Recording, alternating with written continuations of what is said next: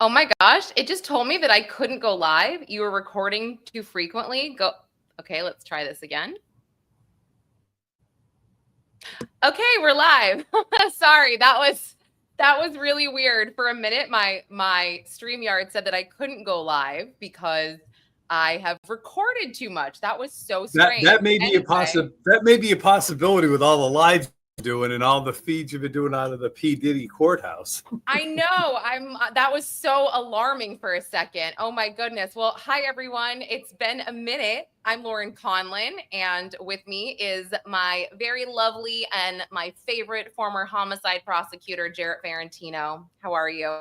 I'm well. How are you? I'm good. I'm actually sweating. I kind of got home. I'm like, I probably, you know what? I'm going to take this off. Sorry. Hi everyone. Hi Afton. Hi Sal. Miss you guys a lot. But it's been a couple weeks since Jarrett and I have hopped on. Hi, Teresa. And that's namely because the Diddy trial that I'm covering is during the day, all day. Hey, Sharon. And it's a lot. It's definitely a lot. Hey, Forrest. Yay. Member for 10 months. Love it.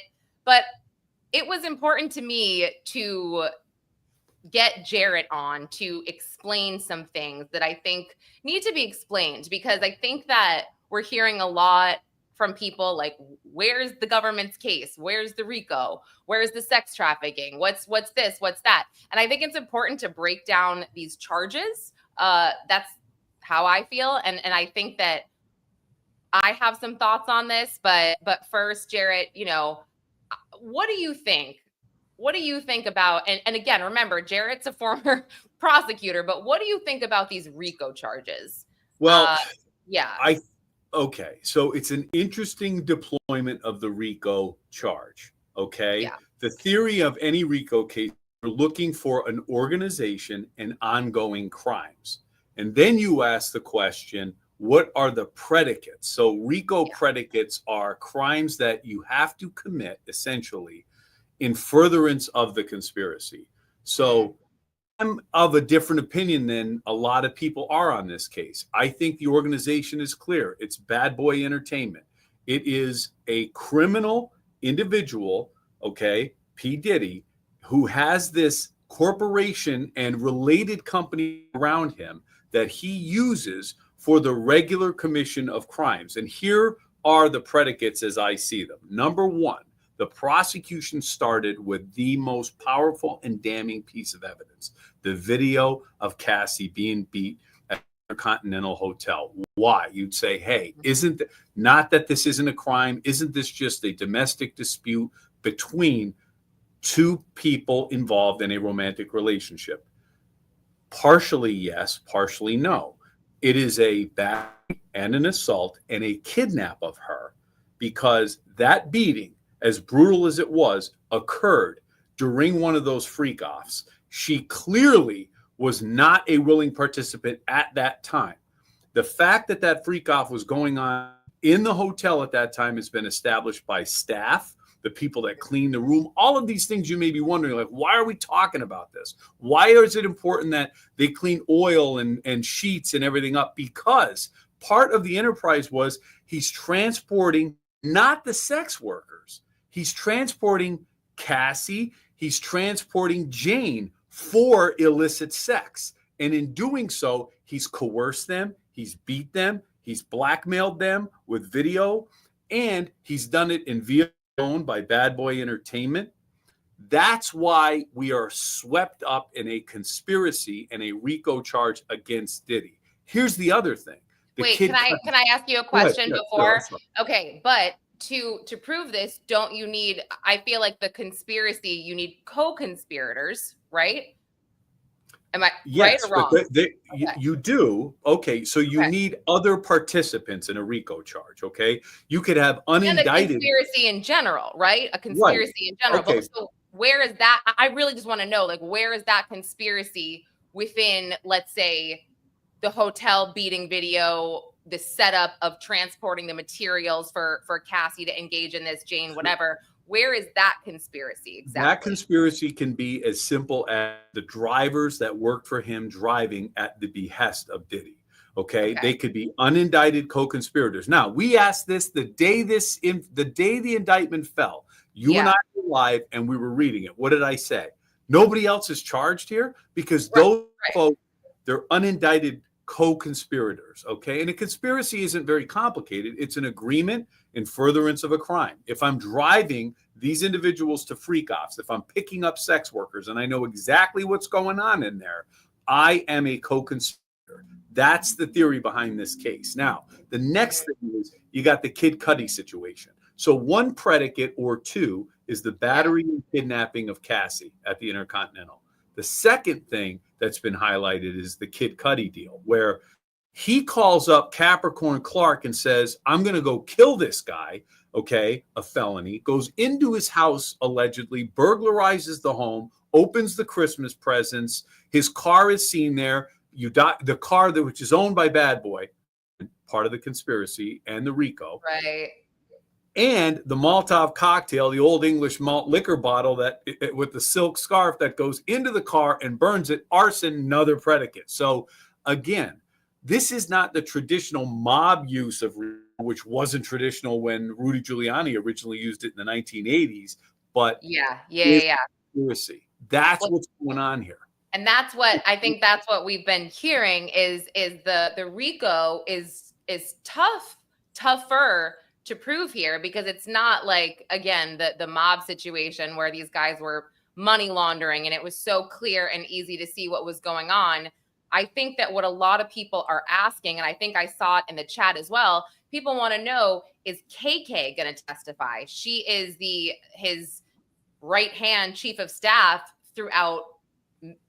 I mean, Cassie, I mean, she's seen it all. And the answer is, I don't know. They were going through some witnesses this afternoon, and the government actually said they expect their case to be completed by either between next Wednesday or Friday. But we don't have court Thursday. It's Juneteenth. So I heard about 4 more witnesses that they mentioned. Jane's going to be on the stand through tomorrow. I mean, I don't see KK testifying. I saw another assistant, and this assistant, Jonathan, I know that he is definitely going to corroborate some of Jane's testimony because according to Jane, she said that he saw Diddy treat her unfairly, et cetera, and said, you don't deserve this type of thing, setting up their hotel nights, whatever. So I think he's going to sort of corroborate, but yeah, I guess all of these assistants who now have immunity and proffer agreements could be considered, quote, co-conspirators. But so Jarrett, and just for people, that are new to watching this, Jarrett, obviously a former prosecutor, I am always here to sort of push back and kind of talk about the defense side and sort of the holes they could poke, just because that's our dynamic here. I call both sides of the ball, just for the record. Do. I'm a former prosecutor. Yes, but, I did say that. I said former. So to answer that question, let's assume for a moment KK doesn't testify. Okay, a lot of what she would have probably testified to, right, is maybe financial transactions like the $100K to Garcia for the video. Where did those proceeds come from? All this stuff, right? Yeah. Those monies, you can testify, you can have that documentation admitted through someone who may not be personally through a business record exception to the hearsay rule under the federal rules. You can get the best evidence that KK may give you. Look, she may give you the stuff Capricorn was giving you or Mia was giving you, but without KK, you could still prove this. That's the thing. Like, I understand people are saying in a traditional sense, this doesn't look like that. This does not look like a typical RICO case. The other thing people are saying is, look, these were consenting adults, right? These were folks that, and look, that's a jagged pill for people to understand. It's difficult for people to understand Cassie staying for all those years, 15 years, right? And then Jane coming into the picture.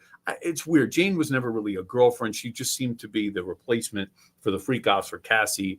I don't mean to sound cold about that, but you're not. You're just stating facts. I mean, well, I mean, so there is another woman that I believe participated in these, Gina, but who is not testifying, and we're hearing Gina's name a lot in court. Her name comes up all the time.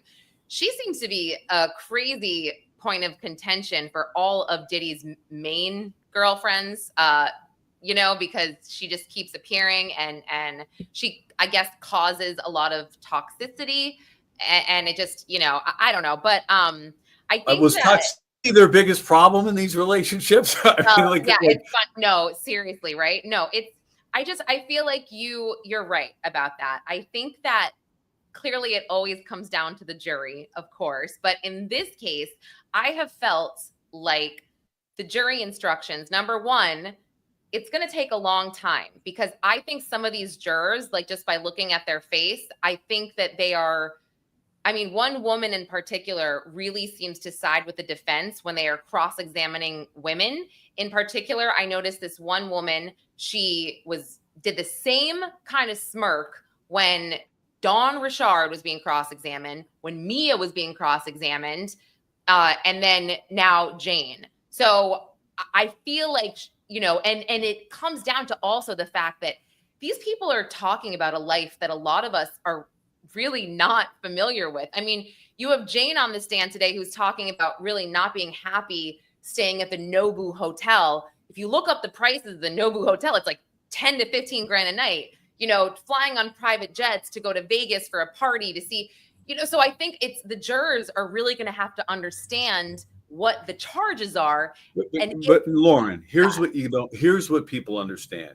He pummeled Cassie in that video. But I'm not talking about that. If I'm prosecuting this case, though, but let me say this: if I'm prosecuting this case, okay, it's going to come down to whether or not the jury sees Cassie and Jane as consensual participants in these sex escapades with Diddy. When you see that video and you hear that testimony, no email about enjoying that is going to unring that bell. Okay, it's possible. At one point, she may have been into what he was into, okay? The guy has dangerous sexual proclivities, right?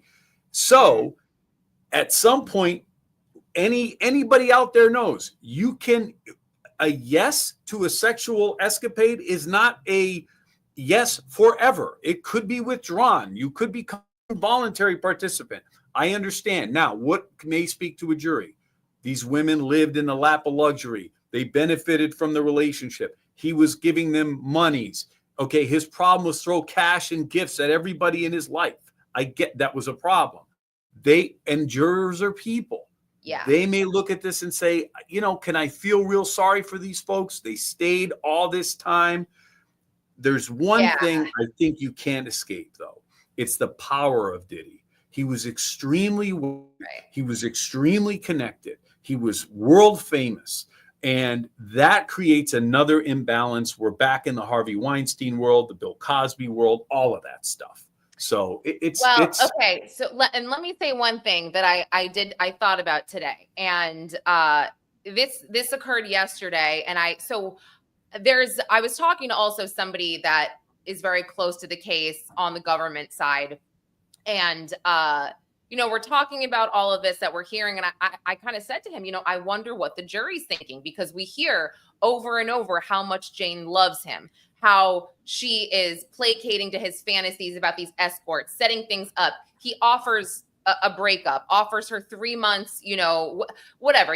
Everything we're saying that would show that perhaps maybe she regrets it now, which Teddy Garagos kind of got her to say on the stand today. Like, you regret it now, because she kept saying, did you agree to this? Did you agree to sleeping with this man, that man? And Jane would say, unfortunately, yes. And Tenny said, well, you keep saying unfortunately, but did you agree to it or not? And she said, yes, but I resent him for it and I regret it, type of thing. And Tenny said, okay, so you regret it now. And what we heard from Jane, I think it was either yesterday or the day prior, and I think it's so important, and this is what this guy said that's very close to the case, is after the beating in LA in June of 2024. There's a couple things here, Jarrett. After this beating, he forces her to engage with a third-party entertainer. He holds out her hand, gives her this pill after he tells her to put makeup on, right? And basically tells her to take this effing pill and go out there and S this guy's D, F this guy, whatever she has to do. He doesn't want her to ruin his night. And she says, I don't want to do this. And he, you know, says, you're not going to ruin my night. And then he says to her, is this coercion? Okay. That right there, this guy, again, close to the case, he said, for me, if I'm a juror, that's all I need to hear. Now, what I found to be so interesting about this is the fact that what we heard this week is that March 2024, his house gets raided, Two-Star Island.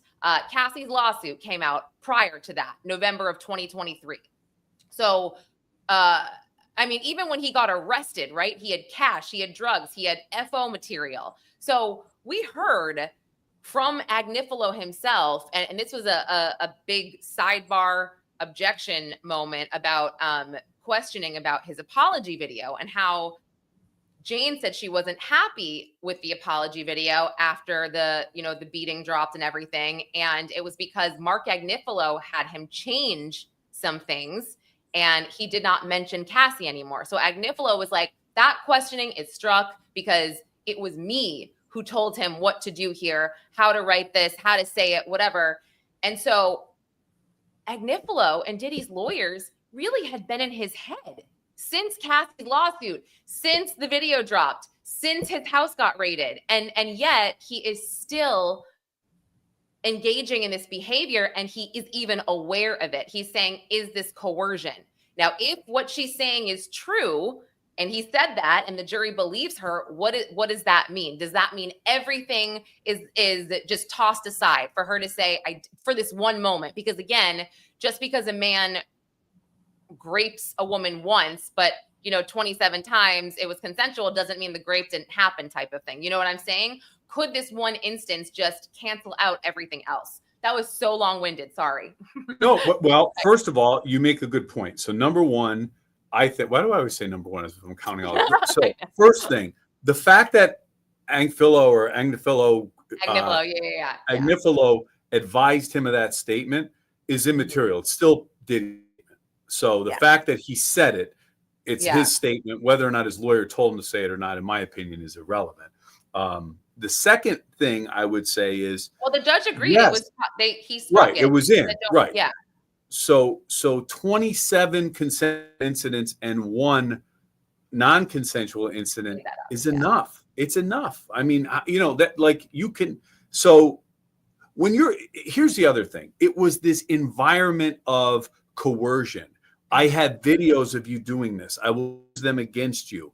I have financial power over you. I'm giving you a drug that you don't, to intoxicate you, to reduce your inhibitions, to act in. Why get the drug if you don't need it? Why get the drug if you're being consensual and you want it? Okay. Is the drug to enhance the experience or is it to inhibit your reservation? And if that's the case, you're back to the blue pill that Bill Cosby gave Andrea Constead. Okay. That's the kind of thing we're in here. So I just That's think an interesting question, Jarrett, actually. And I don't know the answer to that. Why would you take so many drugs to engage in these hotel nights or FOs if you genuinely enjoy them? But I think the answer to that would be because it enhances the pleasure, I guess. Like that would be, or you lose your inhibition. There's two reasons people do drugs. Yeah. Two reasons people do drugs. To feel pleasure or to quell pain.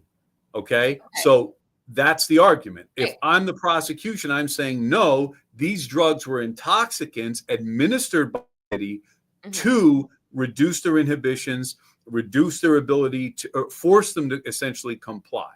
Okay. Despite their objections at some point. So look, I just think I can't get over, and I hope a jury look at this video, the stuff that has come out about Diddy. I mean, every day it's like it's death by 1,000 brutal stab wounds. It's like he is just, and then he comes in with his Bible and his gray sweater and his gray hair. No, every 25 years the guy's been wearing fur coats, shades, like capes. We know who you are. It was wild to hear that he shared Bible verses and gospel with Jane, his favorite sermons. One of my friends from court from Complex found made a whole playlist of his favorite sermons.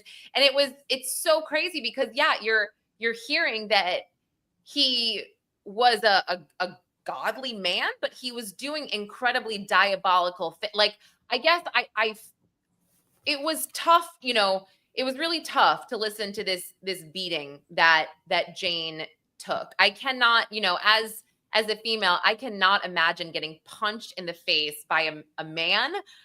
Just because I know how much even the weakest man is probably stronger than me, like I Well, just and feel like kicked in the stomach, kicked in oh the my God, stomach. Like these are awful. Like horrible.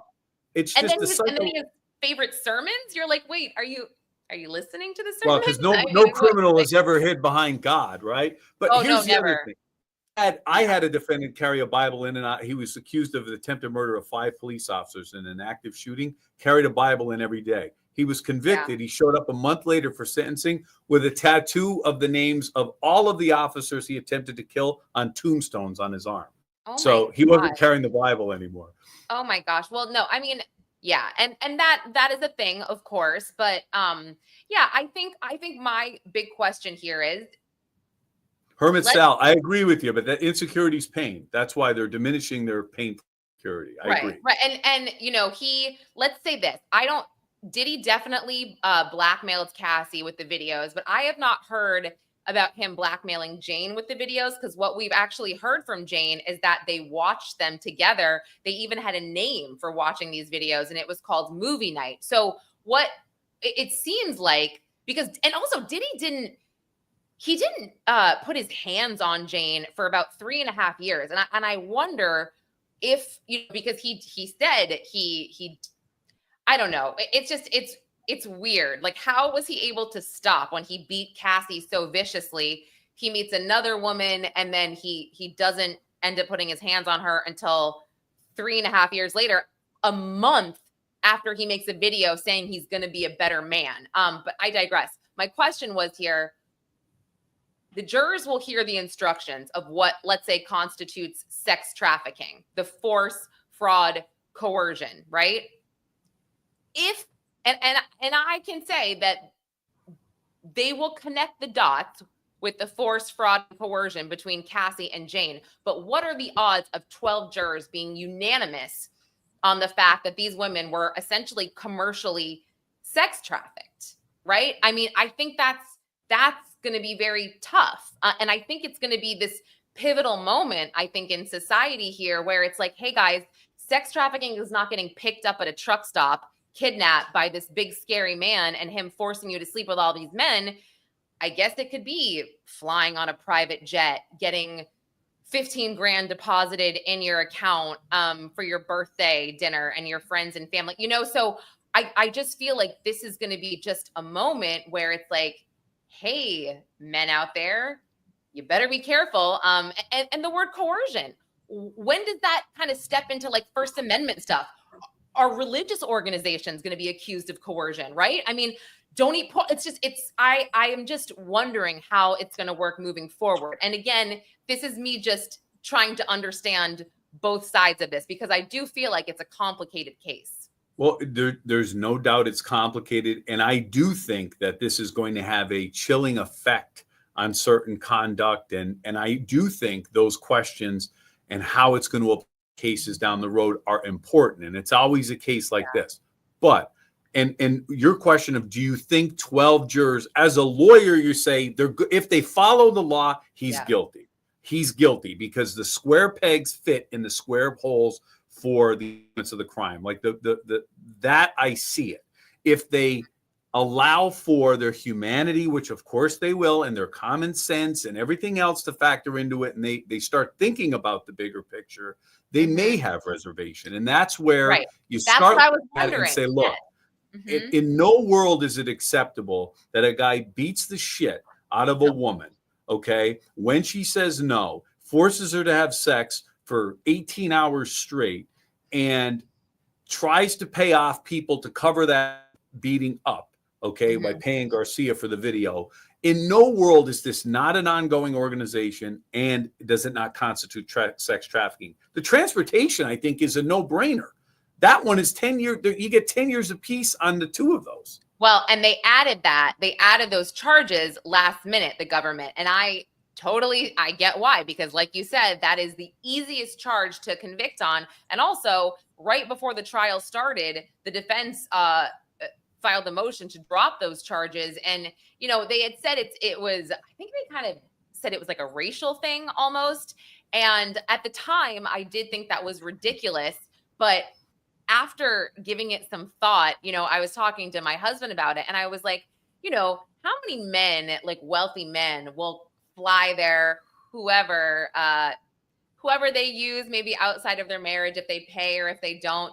How many of these men fly these women out to parties, to Miami for Super Bowl? That is like the biggest, like, I just thought about this. And again, it goes back to the whole, like, all right, we are in this moment in society where, like, you don't think you're committing a federal crime, but you are. And I think what's going on here as well is that we are hearing how horrible Diddy was to these women. I mean, like, no excuse for what Cassie went through, no excuse for beating Jane like that. There's no excuse. But I think what people are having an issue with is, like, was he targeted? Was this a target because they had to get him on something because of Cassie's lawsuit and this video, right? So, but I think this guy's gotten away with, if you look back on his life, he's gotten away with.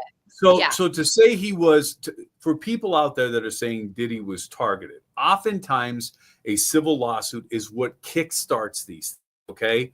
Vince McMahon of the WWE, he was under federal investigation after the lawsuit came out, okay? Yes. Now that didn't yield charges. What's that?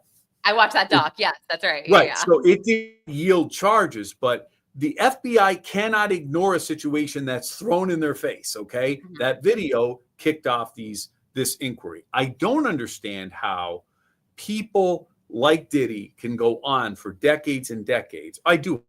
He throws money at a problem. He's very powerful. Yeah. And this is something that probably should have come to light a long time ago. Oh, wait, sorry. I just want to address this. Sorry. So we're not biased. Jane smashed Diddy's head in the marble first, and then that's what caused the beatdown. She asked for it, guys. Okay, happy? Cool. Now you can talk. Sorry, go ahead. Continue. So, sorry.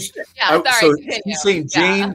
He's saying Jane smashed Diddy at one point. I was biased because I didn't say that Jane started it by smashing his head. So I'm saying, okay. So yes, they got in a fight, and Jane smashed his head into marble first because he, like, bent over to tie his shoe, and then the fight ensued where he kicked down 4 doors. He, like, off the hinges, and then punched her in the head, beat her, all this stuff. So yeah.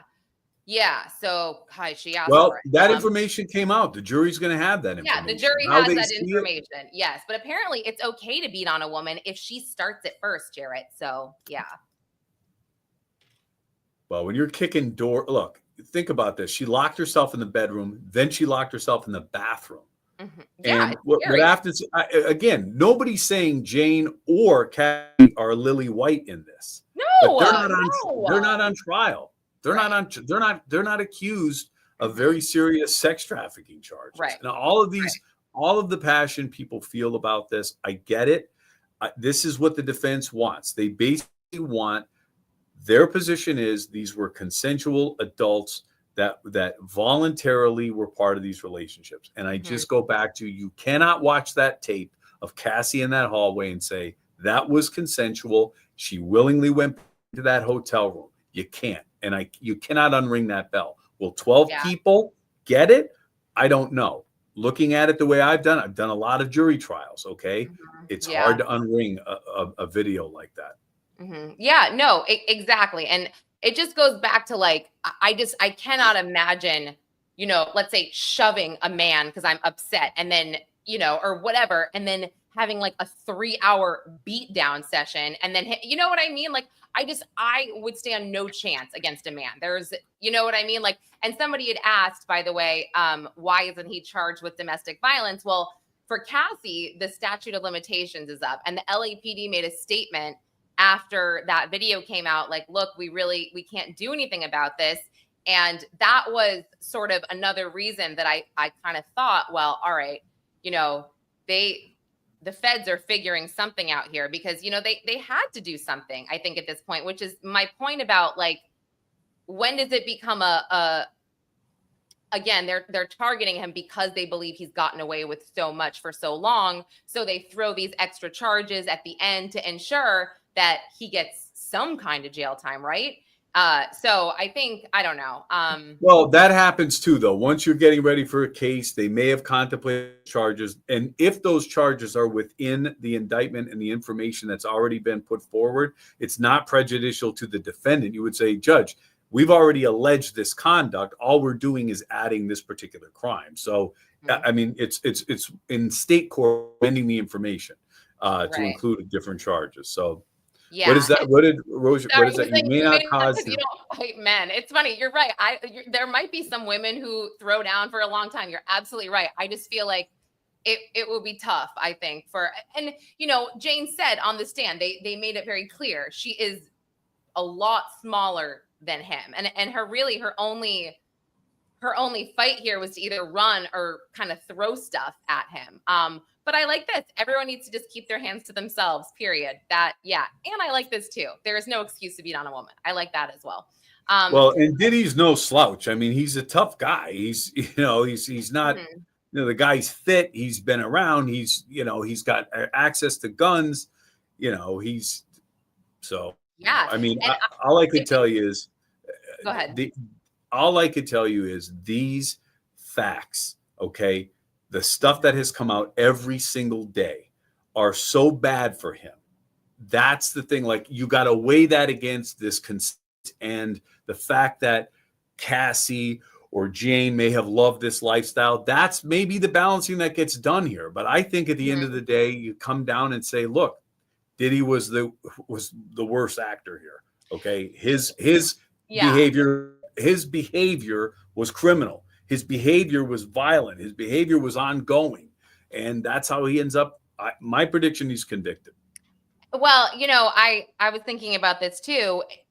We haven't heard about him putting his hands on a man at all. It really has only been his girlfriends that we've heard in the courtroom.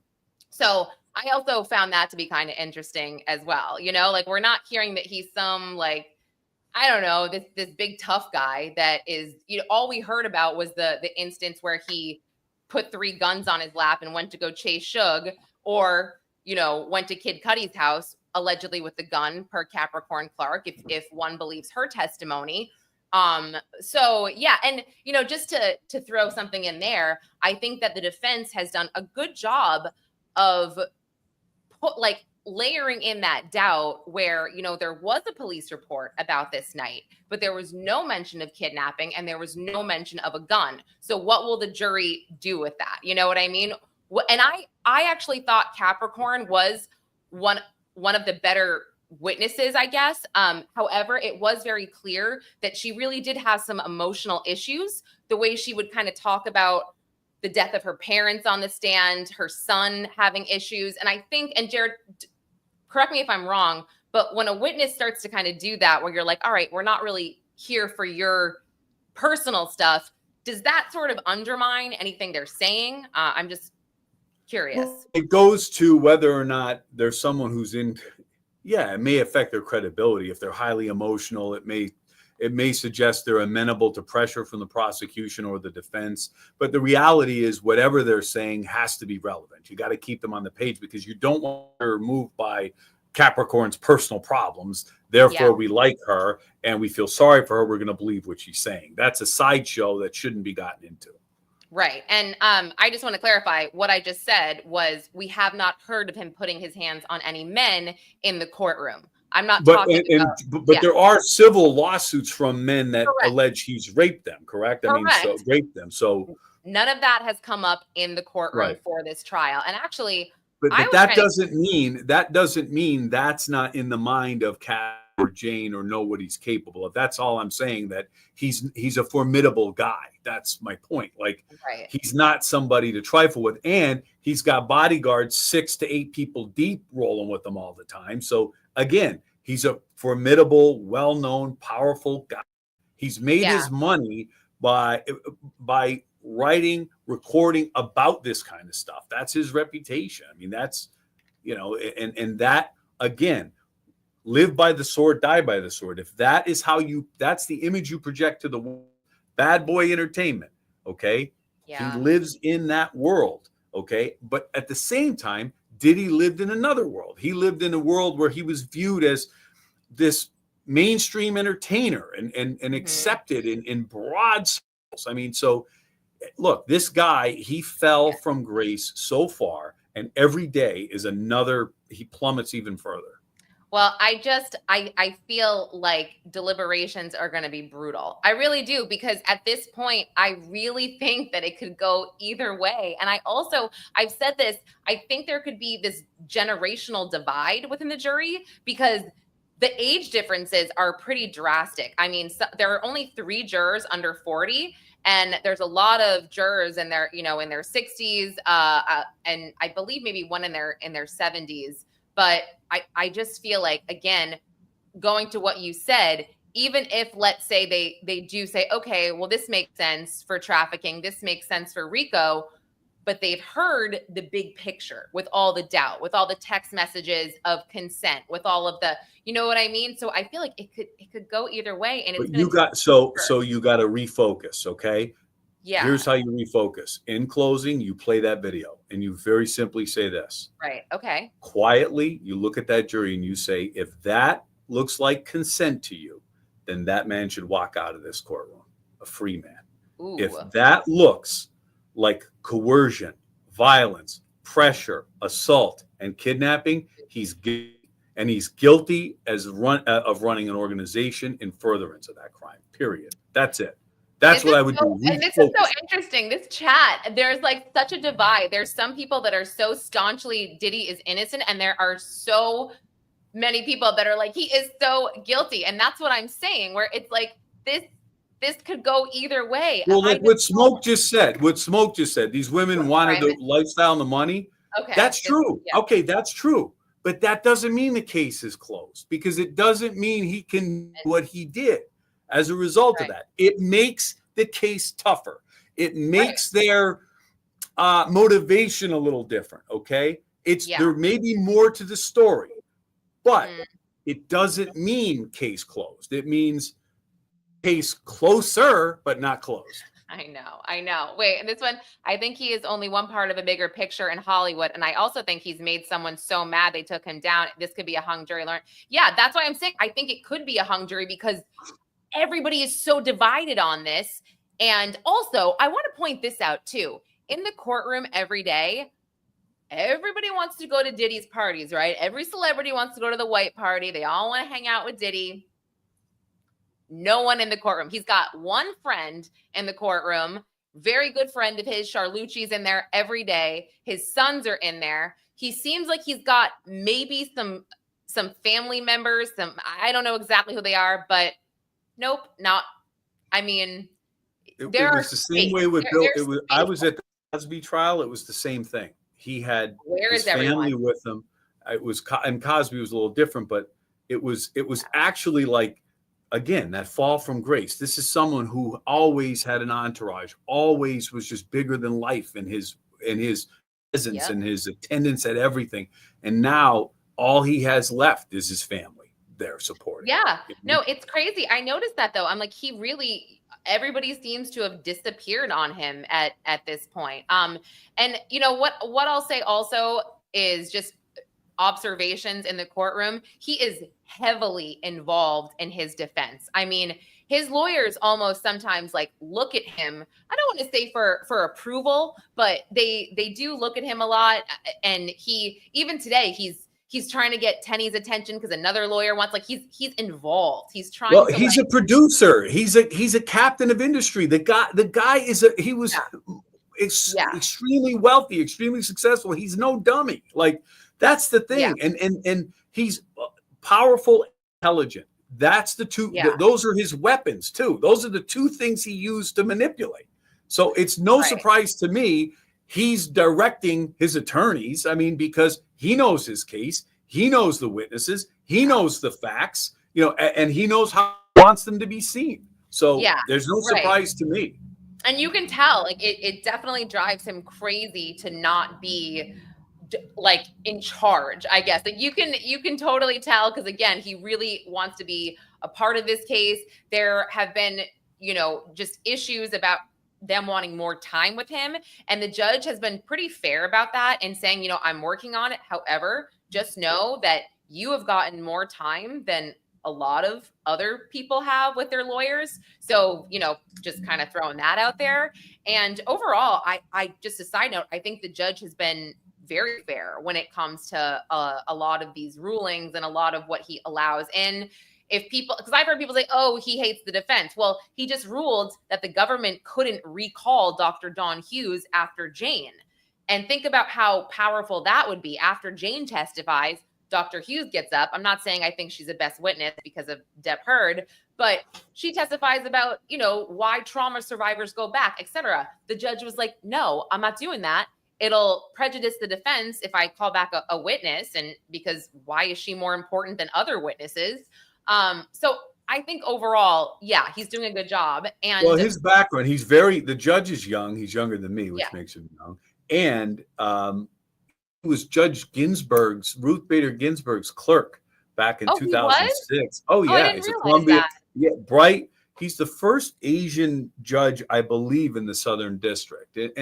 But young, he worked at a law firm, great federal clerkship under his belt. I mean, he's went to Columbia. He's no slouch, this judge. And President Biden appointed him, for whatever it's worth. I did see that. And just quickly, Queen Key, Tenny Garagos had asked yesterday, not today, but I think it was 2 or 3 times when Jane was kind of saying that she didn't really want to do drugs, but she did it anyway. Tenny would say, and how old were you when you did these drugs? And how old were you? And so, yes, she would say, I think I was 35. So just to your point, that was brought up by the defense. And then something else. And Cassie was 19 when she started her relationship with him. She was 20 or 22 when they got together. But yes, when they met, she was 19. But I was also going to say something that Diddy's appellate lawyer, Alexandra Shapiro, brought up, because I was thinking about this, about the fraud aspect of some of Jane's testimony.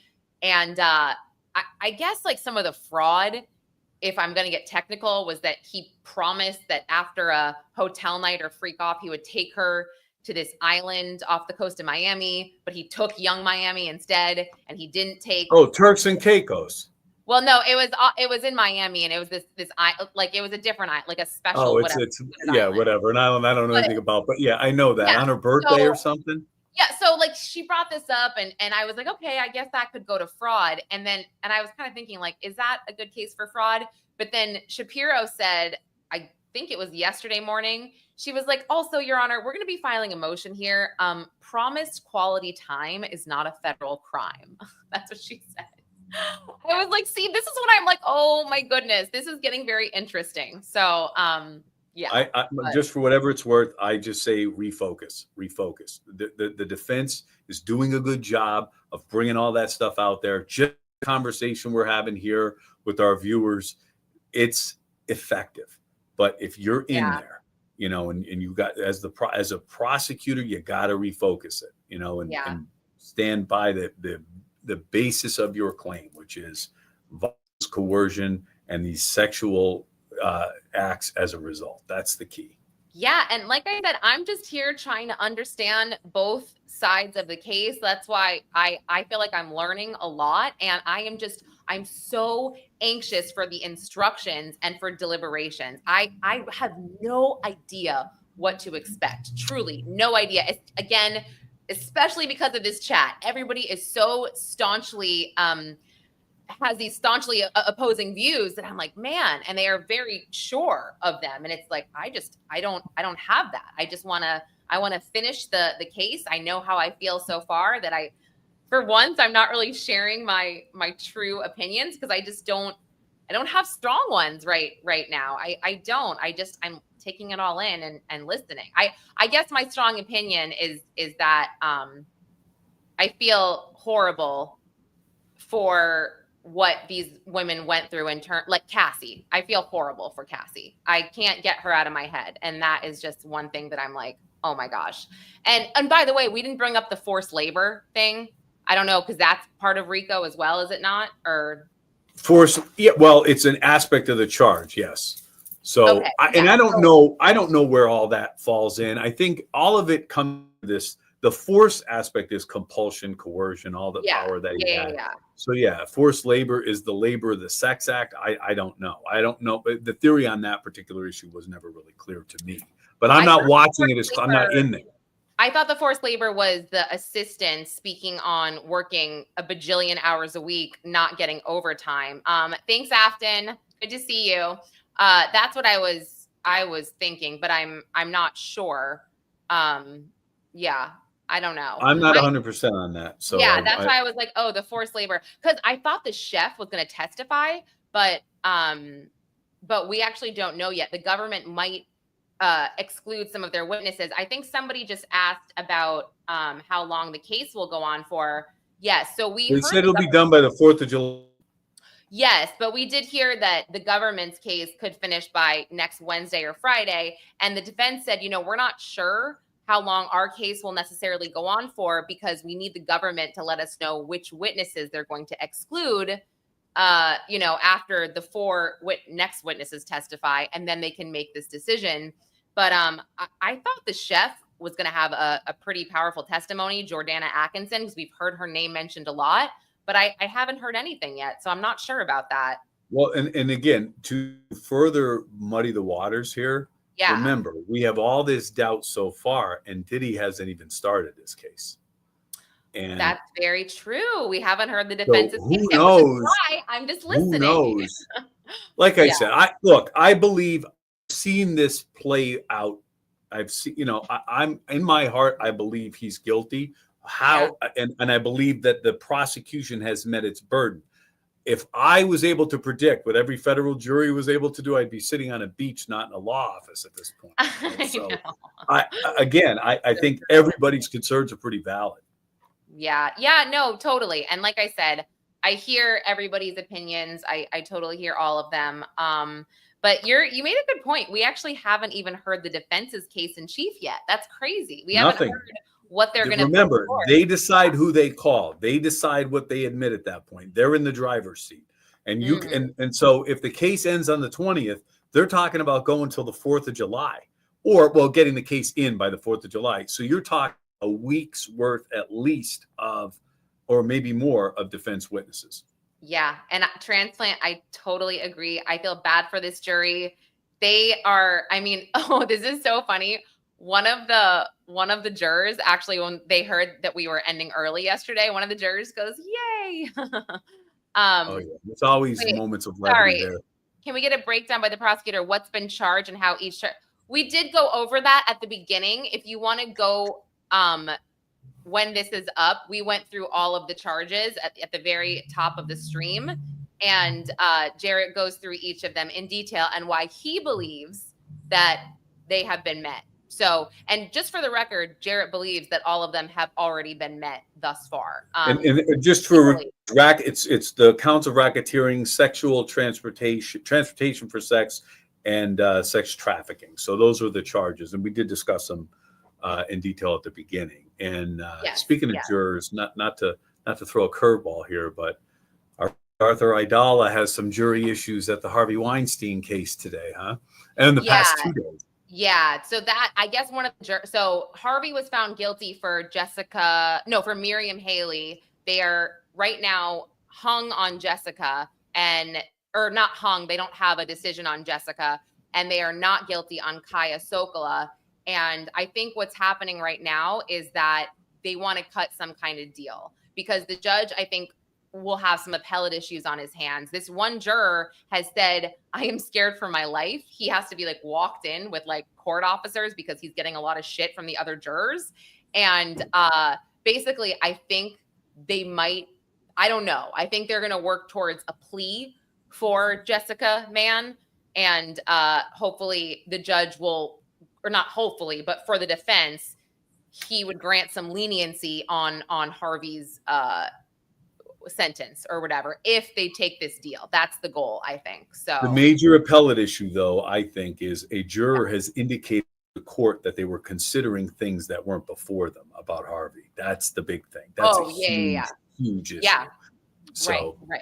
No, totally, totally. I think that that's such a weird one because I was sitting through Harvey for 2 weeks before Diddy, and these cases are eerily similar. I actually sat through Miriam Haley, and I do think they could have an appellate issue on hand because she freaked out on the stand and she ran off crying and said, "Don't tell me that effing asshole didn't grape me." And then she ran off. If that's not grounds for appeal because he got convicted on her, I mean, right? I don't know. Well, I mean, hey, it's her testimony. It's a little dramatic, but as long as the prosecutor didn't tell her to do that. I would think not, but yeah, it was a whole thing. So who knows? But I love all Parker just said that some people need to learn the definition of consensual and coercion. Agreed, but coercion will be defined to that jury in accordance with the law. So, but I agree. Yes, it will. And there was one more I wanted to. At my law firm, it's pretty 50-50 on the opinions of people. Yeah, that's what I'm saying. 50-50. I get it. Like, what the hell? Yeah, it's crazy. Don't hire or date any woman who, oh my God. Sorry. Now I'm just getting into the weeds here. But anyway, all right. So everybody, if you are new to watching this, subscribe to both Pop Crime TV and Primetime Crime. Jarrett and I do stuff like this all the time when there's not a huge trial going on, but we'll be back again and we'll discuss everything that, you know, has come in. While you're talking, I'm going to start doing some Kohlberger stuff on my own. I'm writing a book and it's driving me a little crazy. I don't have as much time, but we're going to start doing some Kohlberger stuff too and following Diddy. So at your convenience, you and I will be back. Yes. No, we definitely will. And I totally agree. Diddy and Harvey are similar, totally similar. But all right, guys, thanks so much for watching. And I will be back tomorrow with my coverage of Diddy at lunchtime. So yeah, thanks everyone. And Sal, Tiff, regulars, we love you. We miss you. We'll be back soon. All right. Thanks. Bye.